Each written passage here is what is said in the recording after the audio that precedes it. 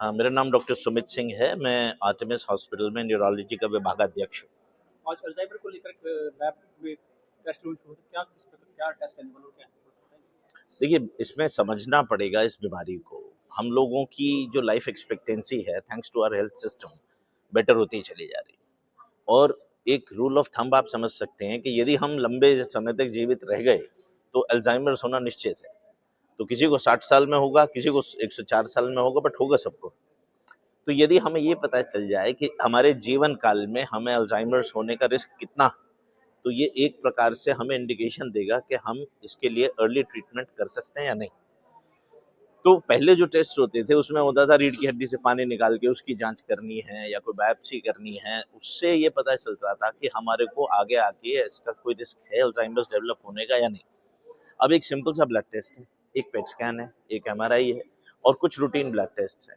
तो इसका अगर जो है कॉम्प्रिहेंसिव हेल्थ पैकेज बना दिया जाए और उसके हिसाब से मरीज को इन्वेस्टिगेट किया जाए, खास तौर से वो पेशेंट्स जिनको या तो फैमिली हिस्ट्री है या जो ओल्ड हैं या जो ओल्ड होने की कगार पे हैं, उनको अगर जो हम एक रूटीन टाइप का टेस्ट कर सकें जिससे हमें ये पता चल सके भाई इस पेशेंट को आगे चल के अल्जाइमर्स हो सकती है, तो उसके बाद कुछ ट्रीटमेंट्स ऐसे हैं जो अर्ली अल्जाइमर्स में ट्रीटमेंट दे के पेशेंट की कंडीशन को काफ़ी हद तक इम्प्रूव कर सकते हैं और उसकी कंडीशन डिटीरियोरेट ना हो, ये तो सुनिश्चित कर ही सकते हैं। सर अल्जाइमर होता क्या है, क्यों और किस रीजन से होता है? देखिए देखिए हम सब भूलते हैं। आपने ज़रूर सोचा होगा मैंने चश्मा रख दिया, कहाँ अल्जाइमर्स हो गया था। और कुछ जो रूटीन टाइप के नॉन जेनेटिक होते हैं, आनुवांशिक नहीं होते, वो यूजुअली 60-65 साल की उम्र के बाद ही होते हैं। जेनेटिक कितना डिफरेंट पड़ता है अल्जाइमर? जेनेटिक की बात करें जेनेटिक बहुत रेयर होता है। यदि आप 100 मरीज देखेंगे तो उसमें से 3 से 4% को ही अल्जाइमर्स है जो जेनेटिक होगा। तो अल्जाइमर इलाज आपको कल को अल्जाइमर्स होना है या नहीं, वो आपके शरीर में आज बायोमार्कर आ चुका है। तो यदि आपका पता चल जाए कि भाई आपको 45, 50, 60 की उम्र में जाके अल्जाइमर्स होगा और उस टाइम तक हमारे पास में कोई ऐसा ट्रीटमेंट आ गया, तो आप नहीं जानना चाहेंगे कि मुझे आगे इस प्रकार की भयानक बीमारी होने का कितना रिस्क है।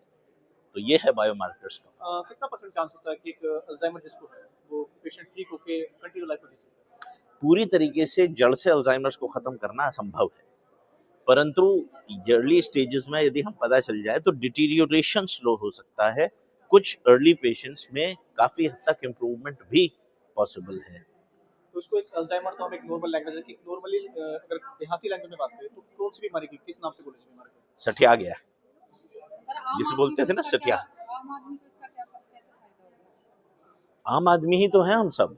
हम में से हर एक आदमी को रिस्क है अल्जाइमर्स होने की, प्रोवाइडेड हम लंबे समय तक जीवित रहें। हमारे इंडिया की जो लाइफ एक्सपेक्टेंसी है, जब हमारा देश आजाद हुआ था तो 35 से 42 साल थी। अब वो पहुंच गई है 75 साल। तो आप समझिए जब हम ज्यादा जीवित रहेंगे, ज्यादा लंबे समय तक जीवित रहेंगे, तो हमें अल्जाइमर्स होने का रिस्क भी ज्यादा है। तो यदि रिस्क ज्यादा है तो हमें उसके प्रति सचेत भी ज्यादा रहना पड़ेगा। ये बहुत अच्छा प्रश्न है। तो किसी भी प्रकार से हम बच नहीं सकते अल्जाइमर से, यदि होना है तो होगा। लेकिन यदि हम अपने शरीर में vitamin B12, vitamin D3, thyroid, इन सब चीज़ों को ढंग से कंट्रोल रखें, vegetarian food is better, alcohol और स्मोकिंग उससे बचे रहें या उनको कम करें।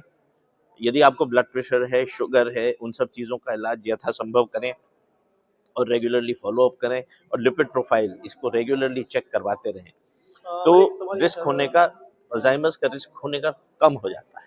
कंटिन्यू लाइफ जो है आजकल डेली लाइफ बिजी हो चुके हैं तो टाइम नहीं पाना, अपने को टाइम नहीं दे पाना, टाइमली ट्रीटमेंट ना लेना, ये भी कहीं अल्जाइमर का दिक्कत हो सकती है? नहीं, ऐसा नहीं है, लेकिन जो भी आपको विकार है शरीर में, उन सबको भली भांति कंट्रोल करना बहुत आवश्यक है। Thank you.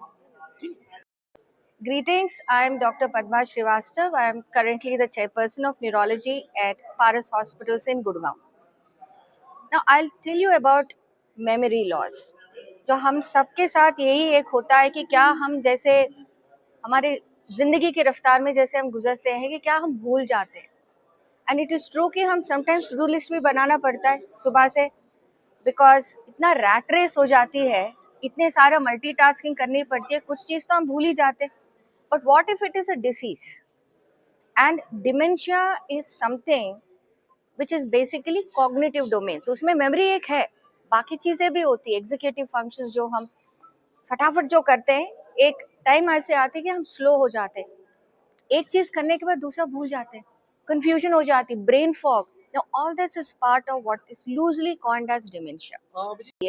उनकी जो दिमाग संतुलन में चला गया है, कंफ्यूजन हो गया, डिमेंशिया हो गया, coma patients, this whole thing is neurology. तो ये इसमें आज हमारी जो मकसद है, हमारी फोकस है डिमेंशिया या मेमोरी प्रॉब्लम्स.